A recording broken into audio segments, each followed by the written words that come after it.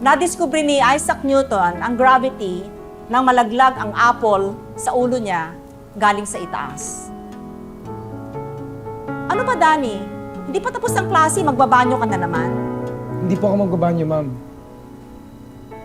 Ano po yun? Sabi po kasi sa nabasa ko, hindi naman po totoo na naglagan si Isaac Newton ng manzanas. Kaya niya na-formulate ang theory of gravity niya. Ang totoo daw po, ay nakita lang niya na naglaglagan ng mga manzanas. Kaya naisip niya baka may ibang dahilan sa puwersa ng pagkahulog nito. Tama po ba? Ma'am? O bakit? Yan din po kasi yung nabasa ko. Mali ako? Ganun ba, Danny? Ha? Alika, dito ka sa harap. Ikaw ang magturo. Ang dami mong alam eh. Sige na. Gusto ko lang po maliwanagan kung totoo ba o hindi ang nabasa ko. Totoo lahat ng sinasabi ko. Ma'am, sorry na po. Hindi na po mauulit yun.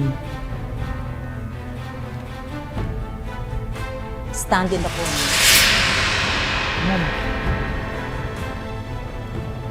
Stand in the corner, sabi eh. Ma'am, nagtatanong na naman po si Danny. Hindi, ma'am. Pagalitan mo siya. Ang dami daw kasing alam ni Danny eh.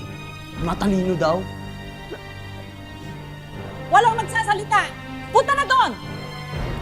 Papatawag ko mga magulang mo mamaya. Ma'am, Mag-uusap tayo sa sorry principal's na po. office. Hindi na po mauulit yun, ma'am. Sinabi nang doon ka sa kanto eh.